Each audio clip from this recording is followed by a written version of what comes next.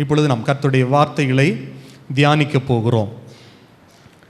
ரூத்தின் சரித்திர புஸ்தகம் 2வது அதிகாரம் 12வது வசனத்தை ஒரு விசை கூட சத்தத்தை உயர்த்தி படிக்க யாராவது ஒருவர் சத்தத்தை உயர்த்தி படியுங்கள்.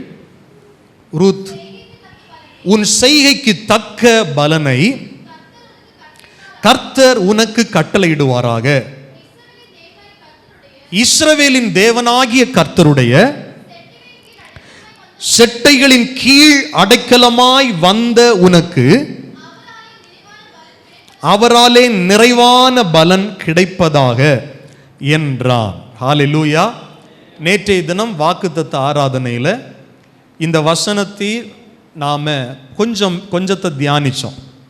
இந்த மாதம் ஆண்டவர் தெளிவாய் நமக்கு சொல்லுகிற ஒரு காரியம், என் ஜனத்தை நான் நிறைவான பலனினால் திருப்தியாக்க போகிறேன். எத்தனை பேர் ஆமீன்? பாதி பேர் தான் ஆமேன்னு சொன்னாங்க. ஆமேன் ஆமேன் என்றால் அப்படியே ஆகட்டும், ஆமேன் சொல்லலைன்னா எனக்கு தேவையில்லை அப்படின்னு நம்ம இருக்கிற மாதிரி. ஆமேன். கர்த்தர் தெளிவாய் சொல்லுகிறார், இந்த மாதத்தில் விசுவாசிக்கிற தேவனுடைய பிள்ளைகளுக்கு நிறைவான ஆசீர்வாதத்தை கட்டளையிடுவேன் என்று. ஆமேன். ஹல்லேலூயா. ஆமேன். 11 மாதங்கள் நம்முடைய பிரயாசத்தின் பலனை இந்த மாதத்தில் நாம் அறுவடை செய்ய போகிறோம். ஹல்லேலூயா. ஆமேன். ஒரு நெல்லை விதைச்சிட்டு, நெல்மணிகளை விதைச்சிட்டு அந்த விவசாயி ஒரு குறிப்பிட்ட காலம் காத்திருக்கிறார், பிரயாசப்படுகிறார். காலையில் மாலையில் அதுக்கு தண்ணி பாய்ச்சுவதாக இருந்தாலும், களைகளை பிடுங்குவதாக இருந்தாலும், அதை பராமரிப்பதாக இருந்தாலும், பறவைகள் இடத்திலும் இருந்து ஆமேன் பிராணிகள் இடத்திலிருந்து அதை காப்பாற்ற வேலி அமைப்பதாக இருந்தாலும் தொடர்ந்து உழைத்து கொண்டே இருக்கிறான். ஆனால் அவன் நட்ட, அவன் நீர் பாய்ச்சின அதற்குரிய பலனை அனுபவிக்கிற, அறுவடை செய்கிற ஒரு காலத்தை கர்த்தர் வைத்திருக்கிறார். ஆமீன் சொல்லுங்கள். அதுபோல நாம் பிரயாசப்பட்ட, நாம் ஜெபித்த, நாம் ஓடின, நாம் ஒவ்வொரு காரியங்களை முயற்சி செய்து ஆங்காங்கே அலைந்து திரிந்த அந்த காரியத்திற்கு ஏற்ற பலனை அறுவடை செய்வதற்கான ஒரு காலத்தை கர்த்தர் நமக்கும் வைத்திருக்கிறார். நான் விசுவாசிக்கிறேன், அந்த காலம் இந்த காலம்தான். அவரிடத்திலிருந்து நிறைவான பலனை பெற்றுக்கொள்ளுகிற காலம் இந்த மாதம்தான். கரங்களை தட்டி ஏசப்பாவை மகிமைப்படுத்துங்க. ஹல்லேலூயா. ஆமென். ஆமென். நேற்றைக்கு நான் பேசின காரியத்தை முகவுரையாக நான் உங்களுக்கு சொல்லி தொடர்ந்து என்னுடைய செய்தியை நான் துவங்க போகிறேன். கர்த்தர் நம்மை நடத்துவாராக. ரூத்தை குறித்து நாம் தியானித்தோம். ரூத்துடைய பிறப்பு அது மோவாபிய சந்ததியிலிருந்து வந்தது. ஆண்டவரால் அருவருக்கப்பட்ட, கர்த்தருடைய சபைக்கு உட்படலாகாத ஒரு சாபம் தீடான சந்ததியிலிருந்து ரூத் உருவாக்கப்பட்டாள். இந்த மோவாபிய சந்ததியை பைபிள் சொல்லுகிறது, அவர்கள் 10ஆம் தலைமுறை மட்டும், அதற்கு பிறகும் அவர்கள் என்னவா இருக்கக்கூடாது, சபைக்கு உட்படலாகாது. அப்போ ஆண்டவரை அறியாத, ஆண்டவருக்கு விருப்பம் இல்லாத, அந்நிய வணக்கத்தில் இல்லை என்றால் விக்கிரக ஆராதனையில் மூழ்கி கிடந்த பின்னணியிலிருந்து வந்தவள் தான் இந்த ரூத். ஆனால் இந்த ரூத்துடைய தீர்மானத்தை குறித்து நான் நேற்றைக்கு பேசினேன். அதுதான் அவளுடைய செய்கைக்கு தக்க பலன். அவள் என்ன செய்தாள் என்று நாம் விவரமாக நேற்றைய தினத்தில் தியானித்தோம்.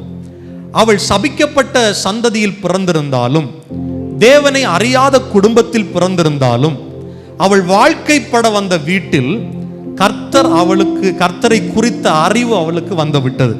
கர்த்தரை குறித்து கேள்விப்படுகிறாள். பைபிள் சொல்லுகிறது, விசுவாசம் கேள்வியினால் வரும். ஏதோ ஒரு விதத்தில் தன்னுடைய மாமியார் மூலமாகவோ தன்னுடைய கணவர் மூலமாகவோ இஸ்ரவேலின் தேவனை குறித்து அவள் கேள்விப்பட்டு விட்டாள்.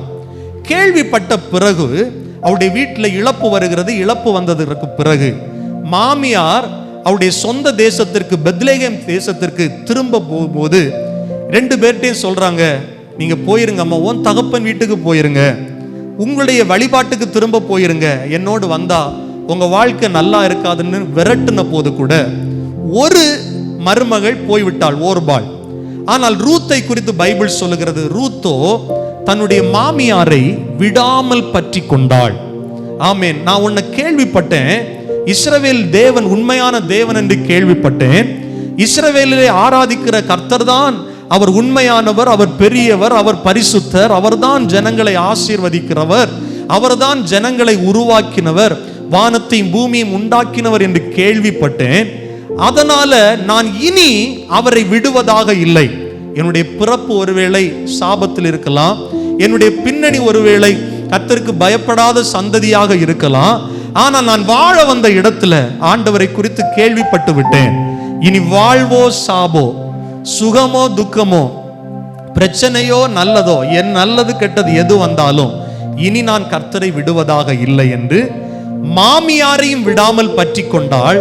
அவ சொல்றா, உம்முடைய தேவன் என்னுடைய தேவன்.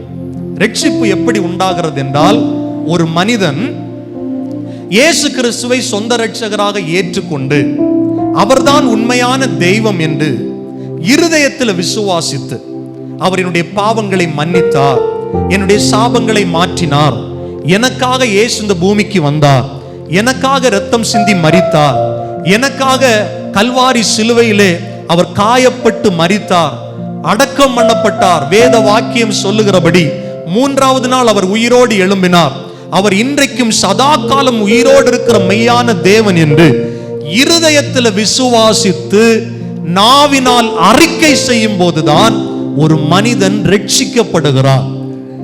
ரூத்துடைய ரட்சிப்பை குறித்து வேதம் அழகாக பதிவு செய்கிறது.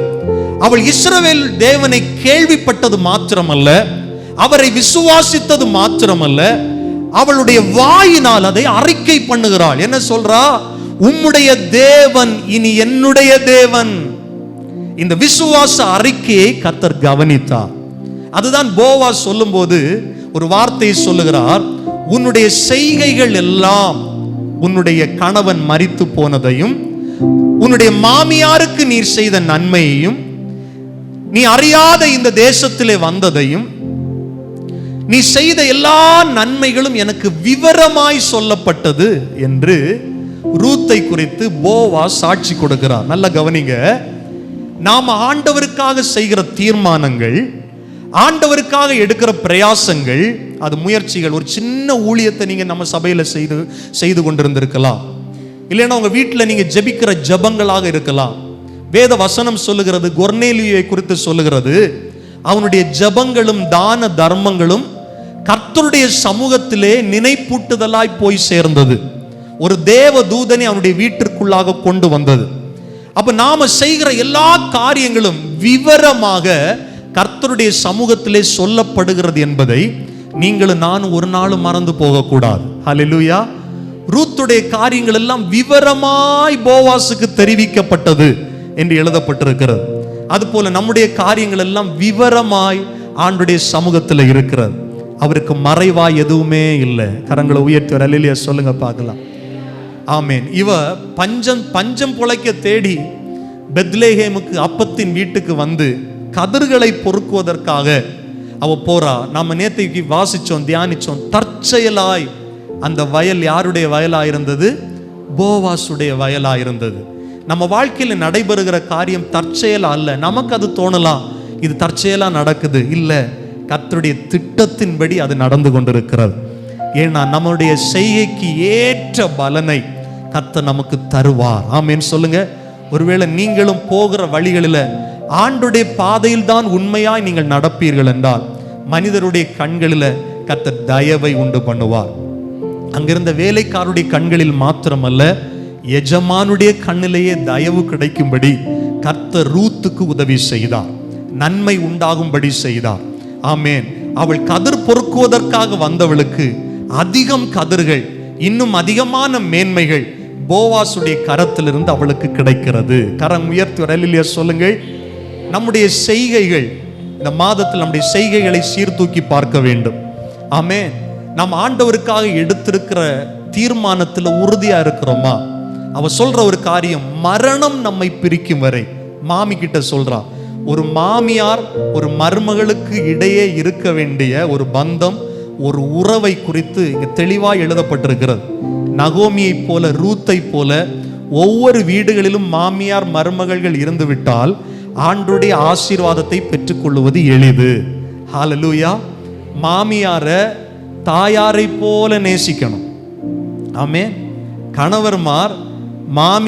கணவர்மாரும் மாமியார, அதாவது மனைவியுடைய அம்மாவை அம்மாவை போல பார்க்கணும், மனைவியுடைய அப்பாவை அப்பா போல பார்க்கணும், கணவருடைய அப்பாவையும் அப்பா போல பார்க்கணும், கணவருடைய அம்மாவையும் அம்மா போல பார்க்கணும். கவனிங்கள், இது ஒரு நல்ல ஒரு எடுத்துக்காட்டு. இப்படி வீட்டில் சும்மா இருக்க முடியாது இல்லையா, வேலைக்கு போய் தான் ஆகணும். மருமகள் வெளியே போறாங்க, கதிர்களை பொறுக்க போறாங்க. வீட்டுக்கு திரும்பி வரும்போது மாமியாருக்கு ஒரே ஆச்சரியம், இவ்வளவு கொண்டு வந்திருக்கிற, கதிர் பொறுக்க போறவளுக்கு இவ்வளவு கிடைக்காது. ஆனா போவாஸ் என்ன கொடுத்தாருன்னா, ஒரு மரக்கால் படி அளவுல கதிர்களை கொடுத்தார். அது நான் நேற்றுக்கு சொன்னேன், குறைந்தபட்சம் 13 to 20 கிலோ வரை அளவு, தேர்மான அளவுல கோதுமை மணிகள். வீட்டுக்கு போன உடனே 18வது வசனத்திலிருந்து நம்ம இன்னைக்கு தியானிக்க போகிறோம். ரூத் 3வது அதிகாரம் 18வது வசனத்தை வாசிங்கள். அப்பொழுது ரூத் 2:18 வாசிங்கம்மா. அவள் அதை எடுத்துக்கொண்டு ஊருக்குள் வந்தாள். அவள் பொறுக்கினதை அவளுடைய மாமி பார்த்தாள்.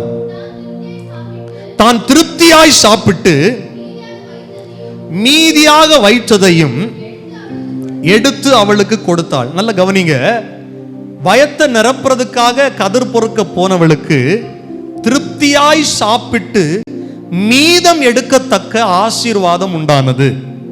எனக்கு அன்பான ஆண்டுடைய பிள்ளைகளை, தேவனுக்கு பயந்து கர்த்தருடைய காரியத்தில் உண்மையா இருக்கிற ஒரு மனுஷனுக்கு கிடைக்கிற ஆசீர்வாதத்தை குறித்து நான் உங்களுக்கு பேசி கொண்டிருக்கிறேன்.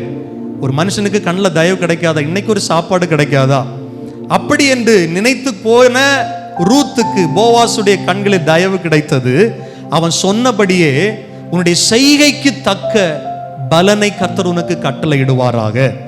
இஸ்ரவேலின் தேவனாகிய கர்த்தருடைய செட்டைகளின் கீழே வந்த உனக்கு அவராலே நிறைவான பலன் கிடைப்பதாக என்ற வாழ்த்துதல் பலிக்கும்படியாக அவருடைய வாழ்க்கையில பாருங்க, திருப்தியான சாப்பாடு. ஆமே, இந்த குடும்பம் மோவாபில கஷ்டப்பட்ட குடும்பம். இந்த குடும்பம் மோவாபில கணவர்களை இழந்த குடும்பம், ஆண் துணை இல்லாத குடும்பம். யோசித்து பாருங்கள், நான் உங்களுக்கு சொன்னேன், இந்த ஒரு மரக்கால் படி உள்ள அந்த அளவு என்னன்னா, ஒரு ஆண் மகன் அந்த காலத்துல ஒரு வயல்ல வேலைக்கு போனா ஒரு நாள் கிடைக்கிற கூலி தான் அது. யோசித்து பாருங்கள், இவளுடைய நிலையை பார்த்தா இவ பொறுக்கணும், அவ்வளவுதான், அப்படியே விட்டுருக்கலாம். ஆனா கர்த்தர் அவளுக்கு கொடுக்கிற ஆசீர்வாதத்தை பாருங்களேன். ஒரு ஆண் மகன் அந்த வீட்டுல எப்படி இருந்தா ஒரு ஆசீர்வாதம் இருக்குமோ, அதை விட அதிகமான திருப்தியான ஆசீர்வாதத்தை ரூத்துக்கு கொடுக்க ஆரம்பித்து விட்டார். நிறைவான பலனை கொடுக்க ஆரம்பித்து விட்டார். பைபிள் சொல்லுகிறது, கர்த்தருடைய ஆசீர்வாதம் ஐஸ்வர்யத்தை கொண்டு வரும். ஆமேன் சொல்லுங்கள், ஆமே. அதனோடு அவர் வேதனையை கூட்டுவது இல்லை, அதில் திருப்தி உண்டு. இவர்கள் திருப்தியாக சாப்பிட்டு மீதியாக வைத்ததையும் எடுத்து அவளுக்கு கொடுத்தாள். 19வது வசனம் சொல்லுங்க. அப்பொழுது அவளுடைய மாமி, இன்று எங்கே கதிர் பொறுக்கினாய், எவ்விடத்தில் வேலை செய்தாய் என்று அவளிடத்தில் கேட்டு, உன்னை விசாரித்தவன் ஆசீர்வதிக்கப்படுவானாக.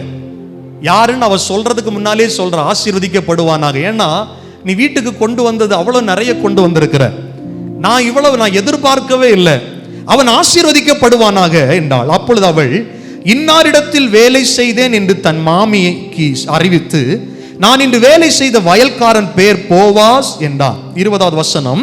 அப்பொழுது நகோமி தன் மருமகளை பார்த்து, உயிரோடு இருக்கிறவர்களுக்கும் மரித்தவர்களுக்கும் தயவு செய்கிற கர்த்தராலே அவன் ஆசீர்வதிக்கப்படுவானாக என்றாள். பின்னும் நகோமி அவளை பார்த்து, அந்த மனுஷன் நமக்கு நெருங்கின உறவின் முறையானும் நம்மை ஆதரிக்கிற சுதந்திரவாளிகளில் ஒருவனுமாய் இருக்கிறான். நான் ஏற்கனவே நேற்றைக்கே சொன்னேன், இவ தற்செயலாய் போன அந்த வயல் நகோமியுடைய கணவராகி எலிமலேக்குடைய உறவின் முறையான போவாசுடைய வயல் நிலம். அதைத்தான் இங்க திரும்ப நகோமி கன்ஃபார்ம் பண்றாங்க. வேற யாரும் இல்லை, நம்முடைய உறவின் முறையான், அவன் நம்மை ஆதரிக்கிற சுதந்திரவாளிகளில் ஒருவன். அப்படின்னா அவன் தூரத்து சொந்தம் இல்ல, ரொம்ப நெருங்கின சொந்தம். ஹல்லேலூயா. ஆண்டவர் ஏற்ற காலத்தில் ஏற்ற நபர்களோடு நம்மை கனெக்ட் பண்ணுவார். ஆமேன். அவருக்கு பயந்து இருக்கும்போது நாம் தற்செயலாய் போகிற இடமாக இருந்தாலும், தற்செயலா ஒரு ஆளை மீட் பண்றதா இருந்தாலும், அதுல தேவனுடைய திட்டம் இருக்கும். ஆமென் சொல்லுவோம். ஆமென். 21வது வசனம், பின்னும் மோவாபிய ஸ்திரியாகிய ரூத் என்று எழுதப்பட்டிருக்கிறது. நீங்க படிச்சு பார்த்தீங்கன்னா நிறைய இடங்கள்ல ரூத்துக்கு ஐடென்டிஃபையே எப்படி இருக்கும்னா மோவாபிய ஸ்திரீ. நீங்க மோவாப்னு படிக்கும் போதே உங்க மனசுல வர வேண்டிய ஒரு காரியம்னா சாபம் பிடிச்சவ. பின்பு மோவாபிய ஸ்திரீ ஆகிய ரூத், சாபம் பிடிச்ச ரூத், புறஜாதியான ரூத், அதுதான் அதற்கு அர்த்தம். அதான் பைபிள் பதிவு சொல்லுகிறது, மோவாபிய ஸ்திரீயான ரூத். அவர் என்னை நோக்கி, நீ அறுப்பெல்லாம் அறுத்து தீர் மட்டும் நீ என் வேலைக்காரருடைய கூடவே இரு என்று சொன்னார். கவனிங்கள், நம்ம வாழ்க்கையில எவ்வளவு சாபங்கள் இருந்தாலும், நம்ம பின்னணி எவ்வளவு மோசமா இருந்தாலும், நம் ஆண்டவருக்காக எடுக்கிற தீர்மானத்துல உறுதியா இருந்தா நம்முடைய சாபங்களை கர்த்தர் ஆசீர்வாதமா மாற்றுவார். ஆமென். உலகமும் ஊரும் அவளுக்கு கொடுத்த பேரு. போவாஸ் வேலைக்காரத்துல விசாரிக்கும் போது அப்படிதான் சொல்றான், இவள் ஒரு மோவாபிய ஸ்திரீ. மருமகள் ஆயிட்டாளே, அப்ப கூட அவங்க ஊரு இஸ்ரவேலராக அவனை ஏற்றுக்கொள்ளல. நகோமிக்கு மருமகள் ஆயாச்சு, அவ பெத்லெகேமுக்கு வந்துட்டா, இன்னும் மோவாபிய ஸ்திரீ தான். உலகம் பாத்துங்க, நம்முடைய பின்னணியே குத்தி குத்தி காமிக்கும்.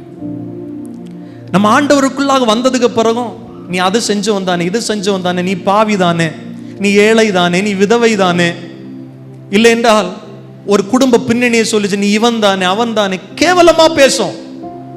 ஆனா கர்த்தர் எல்லா மனிதர்களையும் சரிசமமா தான் பார்க்கிறார். எத்தனை பேர் ஆமென் சொல்லுவீர்கள்? இந்த மோவாபிய ஸ்திரியை பாருங்க, 22வது வசனம், அப்பொழுது நகோமி தன் மருமகளாகிய ரூத்தை பார்த்து, என் மகளே, பாருங்க மருமகளை எப்படி கூப்பிடுறாங்க? அவங்க மருமகளை மகளேன்னு கூப்பிடுங்க,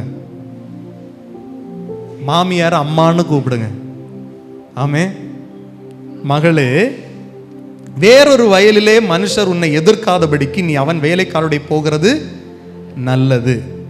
23வது வசனம், அப்படியே கோதுமை அறுப்பு வார்கோதுமை அறுப்பும் தீரும் மட்டும் அவள் கதிர் பொறுக்கும்படிக்கு போவாசுடைய வேலைக்காரருடைய கூடியிருந்து தன் மாமி இடத்தில் தங்கினாள். இந்த ரூத் இளவயதில் விதவையானவளாக இருந்தாலும் அவள் நல்ல குணசாலியான ஸ்திரீ என்பதை நாம் அறிந்து கொள்ள முடியும். அவளுடைய வாழ்க்கையை நாம் படிக்கும்போது அறிந்து கொள்ள முடியும்.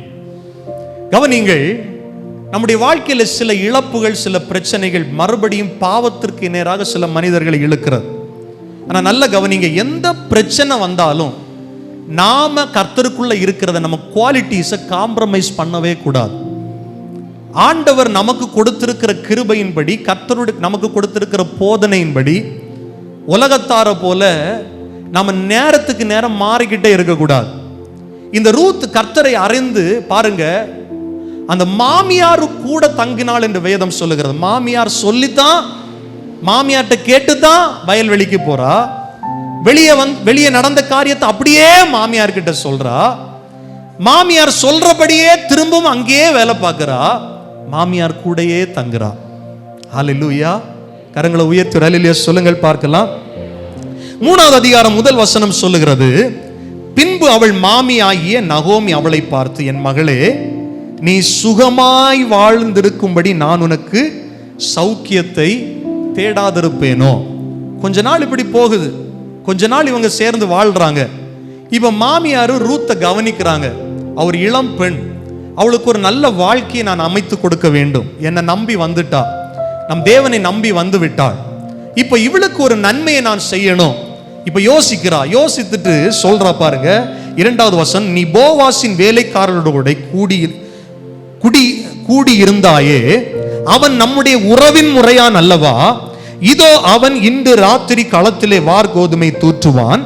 நீ குளித்து எண்ணெய் பூசி உன் வஸ்திரங்களை உடுத்தி கொண்டு அந்த களத்திற்கு போ. அந்த மனுஷன் புசித்து குடித்து தீர் மட்டும் அவன் கண்ணுக்கு எதிர்படாமல் இரு. அவன் படுத்துக் கொண்ட போது அவன் படுத்திருக்கும் இடத்தை நீ பார்த்திருந்து போய் அவன் கால்களின் மேல் மூடியிருக்கிற போர்வையை ஒதுக்கி நீ படுத்துக்கொள். அப்பொழுது நீ செய்ய வேண்டியது இன்னதென்று அவன் உனக்கு சொல்லுவான். கவனிங்கள், இப்ப மாமியார் மருமகளிடத்தில் ஒரு காரியத்தை சொல்றா. நீ வேலை பார்த்து கொண்டிருக்கிற அந்த எஜமான் இருக்கிற இடத்திற்கு களத்துக்கு நீ போ, அவனை கவனி. நீ குளிச்சு எண்ணெய் பூசி உன் வஸ்திரத்தை உடுத்தி கொண்டு அவன் படுத்திருக்கும் போது அவனுடைய கால்களில் போர்த்தி இருக்கிற போர்வை எடுத்து நீ போர்த்திக்கொள். கவனிங்கள், இதை யாரும் தவறாக புரிந்து கொள்ள வேண்டாம். அந்த காலத்துல தங்களுடைய விருப்பத்தை ஒரு மகனிடத்தில், ஆண் மகனிடத்தில் சொல்லுகிற ஒரு முறை இது. இன்னைக்கு ஒரு ஆளை பிடிச்சிருக்கு, ஒரு பையனை பிடிச்சிருக்கு, ஒரு பொண்ணை பிடிச்சிருக்குன்னா ப்ரொப்போஸ் பண்றது போல இது ஒரு முறை. இப்போ அவள் சொன்னபடியே 5வது வசனத்துல பாருங்க, அதற்கு அவள், நீர் எனக்கு சொன்னபடியெல்லாம் செய்வேன் என்றாள். மாமியார் சொன்னபடி களத்திற்கு போகிறார். மாமியார் கற்பித்தபடி போவாஸ் புசித்து குடித்து மகிழ்ச்சியா இருந்து அவன் படுத்துக்கொண்ட போது முள்ளமாய் போய் அவன் கால்களின் மேல் மூடி இருக்கிற போர்வையை ஒதுங்கி படுத்துக் கொண்டாள். 8வது வசனம் சொல்லுகிறது, பாதி ராத்திரியிலே அந்த மனுஷன் அருண்டு திரும்பி ஒரு ஸ்திரீ தன் பாத தண்டையிலே படுத்திருக்கிறதை கண்டு, நீ யார் என்று கேட்டார். அவள், நான் உம்முடைய அடியாளாகிய ரூத், நீர் உம்முடைய அடியாள் மேல் உம்முடைய போர்வையை விரியும், நீ சுதந்திரவாளி. அவளுடைய விருப்பத்தை சொல்றா. உடனே 10வது வசனம் பாருங்க, அதற்கு அவள், மகளே, நீ கர்த்தரால் ஆசீர்வதிக்கப்படுவாயாக. இந்த வார்த்தைகள் தான் ரொம்ப முக்கியம் பாருங்க. ஒரு விதவை, ஒரு இளம்பெண், அந்த காலத்தில் இருந்த அவளுக்கு மனிதனால் கிடைக்கப்படுகிற ஒரு நற்சாட்சி ரொம்ப அழகாக எழுதப்பட்டிருக்கிறது. நீர் தரித்திரரும் ஐஸ்வர்யவான்களுமான வாலிபரின் பிறகே போகாமல் உன் முந்தின நற்குணத்தை பார்க்கிலும் உன் பிந்தின நற்குணம் உத்தமமாயிருக்கிறது. இதுல இருந்து நம்ம தெளிவாக புரிந்து கொள்ள முடியும், இவர்களுடைய நினைவுகளிலே தவறு இல்லை. இது நேர்மறையாய் அவ ப்ரொபோஸ் பண்ணது. அவனும் பார்க்கிறான், இரவு நேரம். அவன் பார்த்த உடனே அவனும் சொல்றான், அவனும் விழித்து கொண்டு சொல்றான், நீ தரித்திரருக்கு பின்னால போகல, வாலிபருக்கு பின்னால போகல, ஐஸ்வர்யவான்களுக்கு பின்னால போகல, நீ இங்கேயே வந்த. இதனால உன்னுடைய முந்தின குணத்தை பார்க்கிலும் உன்னுடைய பிந்தின குணம் நற்சீர் பெற்றதாயிருக்கும். ஹல்லேலூயா. 11வது வசனம் பாருங்க, இப்பொழுது மகளே, நீ பயப்படாத, உனக்கு வேண்டியபடி எல்லாம் செய்வேன், நீ குணசாலி என்பதை என் ஜனமாகிய ஊரார் எல்லாரும் அறிந்து கொள்ளுவார்கள். ஊரார் எல்லாரும் அறிந்து கொள்ளுவார்கள். போவாசுடைய வார்த்தைகளை பாருங்கள், கவனிங்கள். நான் ஏற்கனவே உங்களுக்கு சொன்னேன், இந்த போவாஸ் ஆண்டவராகிய இயேசு கிறிஸ்துவுக்கு முன் அடையாளமாக இங்கே எழுதப்பட்டிருக்கிறார். கவனிங்கள், சாபத்திலிருந்து வந்த ஒரு ஸ்திரீக்கு அடைக்கலம் கொடுக்கிறார். பாவத்திலிருந்து வந்து கர்த்தரை தேடி வந்த அவளை பார்த்து சொல், உன் செய்கைக்கு ஏற்ற பலன் உனக்கு உண்டு, நீ செய்த காரியங்கள் எல்லாம் எனக்கு விவரமாய் சொல்லப்பட்டது. ஒருவேளை ஊர் ஒன்ன மோவாபிய ஸ்திரீ என்று சொல்லலாம், சாபம் பிடித்தவள் என்று சொல்லலாம், அந்நிய ஜாதி என்று சொல்லலாம், புற ஜாதி என்று சொல்லலாம். ஆனால் உன்னுடைய மனதில் இருக்கிற இந்த மாற்றம், மனமாற்றம், உன் மனதிலே நீ கர்த்தரை ஏற்றுக்கொண்ட விதம், இதெல்லாம் எனக்கு விவரமாய் சொல்லப்பட்டது. போவாஸ் ரூத்தை பராமரித்தான், ரூத்தை ஆதரித்தான், ரூத்தை போஷித்தான். நம்முடைய அருமை இரட்சகராகிய ஆண்டவராகிய இயேசு கிறிஸ்துவும் கூட, நாம் எல்லாரும் ஒரு நாள் காணியாட்சிக்கு புறம்பாக அல்லவா இருந்தோம், நாம் எல்லாம் ஒரு நாள் புறஜாதியாக அல்லவா இருந்தோம், விக்கிரகங்களுக்கு முன்பாக நின்று கொண்டிருந்தோம் அல்லவா. என்றைக்கு கர்த்தரை அறிந்து அவரை விசுவாசித்து நம்முடைய நாவினால் அவரை அறிக்கை செய்து ஏற்றுக்கொண்டு அவரிடத்தில் வந்தோமோ, அப்ப நம்மளை புறஜாதியா கர்த்தர் பார்க்கல, சாபம் பிடிச்சவங்களா பார்க்கல, தம்முடைய பிள்ளைகளாகவே நம்ம ஏற்றுக்கொண்டார். ஆமென் சொல்லுங்க பார்க்கலாம். இதுல 3வது வசனத்துல நான் வாசித்த அந்த வசனம் ஒன்று குறிக்க, நீ குளித்து, நாம் ரட்சிக்கப்படும் போது நம்முடைய பாவங்கள் எல்லாம் சுத்தமாக்கப்படுகிறது, அவருடைய இரத்தத்தினால் நாம் தூய்மையாக்கப்படுகிறோம். எண்ணெய் பூசி பரிசுத்த ஆவியானவரால் கர்த்தர் நம்மை நிரப்புகிறார். உன் வஸ்திரங்களை உடுத்தி கொண்டு, ரட்சிக்கப்பட்ட ஒரு மனுஷனுக்கு கர்த்தர் கொடுக்கிற ஆடை ரட்சிப்பு என்கிற புதிய வஸ்திரம். ஹல்லேலூயா, ஹல்லேலூயா. ஆண்டவர் சொல்றாரு, கர்த்தருடைய வார்த்தை சொல்லுகிறது, போவாஸ் ரூத்தை பார்த்து சொல்லுகிறார் 11வது வசனத்துல, நீ பயப்படாதே, உனக்கு வேண்டியபடி எல்லாம் செய்வேன், நீ குணசாலி என்பதை என் ஜனமாகிய ஊரார் எல்லாரும் அறிந்து கொள்ளுவார்கள். இன்னைக்கு ஒருவேளை ஒன்ன இந்த ஊர் மோவாபிய ஸ்திரீன்னு சொல்லலாம், இன்னைக்கு ஒருவேளை ஒன்ன சாபம் பிடிச்சவன்னு சொல்லலாம், கணவனை இழந்தவள் என்று சொல்லலாம், விதவை என்று சொல்லலாம், ஏழை என்று சொல்லலாம், கதிர் பொறுக்க வந்தவள் என்று சொல்லலாம், எல்லாவற்றையும் இழந்து தனித்தவள் என்று சொல்லலாம். ஆனால் நீ குணசாலி என்பதை இந்த ஊரார் எல்லாரும் அறிந்து கொள்ளுகிற ஒரு காலம் வருகிறது. எனக்கு அன்பான ஆண்டுடைய பிள்ளைகளே, உங்களை பார்த்து கூட இந்த காலை வேளையில அநேக குடும்பங்கள் சொல்லலாம், நீங்க சாபம் பிடிச்சவங்க, தரித்திரம் பிடிச்சவங்க, பற்றாக்குறையில வாழ்றவங்க, உங்க வாழ்க்கையில துன்பம் இருக்கிறது, என்னெல்லாம் நீங்க ஏழை, நீங்க பணக்காரன், என்ன வேணும்னாலும் சொல்றேன், அகங்காரிகள், என்ன வேணும்னாலும் இந்த ஊர்ல ஒரு வார்த்தை உங்க மேல இருக்கலாம். ஆனா ஆண்டவருடைய வார்த்தை சொல்லுகிறது, ஊரார் எல்லாரும் நீங்கள் குணசாலிகள் என்பதை அறிந்து கொள்ளத்தக்க கர்த்தர் உங்களுக்காக ஆளுகை செய்வார். நான் பேசிக் கொண்டிருக்கும் போதே இந்த வருஷத்தின் ஆரம்பத்தில் ஆண்டவர் சொன்ன வார்த்தையை கர்த்தர் எனக்கு ஞாபகப்படுத்துகிறார். கர்த்தருடைய வாய் சொல்லும் புது நாமத்தால் நாம் அழைக்கப்படுவோம் என்று ஆண்டவர் வாக்கு கொடுத்தார் அல்லவா? ஊரார் எல்லாரும் அறிந்து கொள்ளும்படிக்கு, உங்களுடைய சமுதாய மக்கள் எல்லாரும் அறிந்து கொள்ளும்படிக்கு, உங்க இன ஜன பந்தங்கள் எல்லாரும் அறிந்து கொள்ளும்படிக்கு, நீங்கள் குணசாலிகள் என்பதை, நீங்கள் கர்த்தரை உண்மையாய் ஆராதிக்கிறவர்கள், நீங்கள் குணசாலிகள் என்பதை அறிந்து கொள்ளும்படிக்கு ஒரு புதிய நாமத்தை உங்கள் சிரசுகளிலே கர்த்தர் இந்த காலை வேளையிலே தரிப்பிக்கிறார். கரங்களை தட்டி ஆண்டவருக்கு நன்றி செலுத்துங்க பார்க்கலாம். ஹalleluya. நிறைவான பலன். கலரே சேஞ்ச் ஆயிரும், பேரே சேஞ்ச் ஆயிரும், வாழ்க்கையே மாறிடும், சாபமே மாறிடும். கர்த்தர் ஒரு மகனை ஒரு மகளை ஆசீர்வதித்தால் அது தலைமுறைக்கான ஆசீர்வாதம். கதிர் பொறுக்க வந்தா, பஞ்சம் பொழைக்க வந்தா ரூத், நான் போக போக பேசும்போது உங்களுக்கு தெரியும் அவளுக்கு எப்படிப்பட்ட ஆசீர்வாதத்தை கர்த்தர் கொடுத்தார் என்று. போவாசுடைய வாழ்த்துதலின்படியே நிறைவான பலனை நீ கர்த்தருடைய சமூகத்தை தேடி வந்தியே, இந்த பெத்லெஹேமை தேடி வந்தியே, இந்த அப்பத்தின் வீடை தேடி வந்தியே. இந்த காலை வேளை நான் உங்களுக்கு சொல்லுவேன், எனக்கு அன்பான ஆண்டுடைய பிள்ளைகளே, இந்த உபவாச கூடுகையில கர்த்தரை தேடி வந்திருக்கிறீங்க இல்லையா, நிச்சயமா உங்களுக்கு நிறைவான பலன் உண்டு, உங்க குடும்பத்தில் நிறைவான பலன் உண்டு.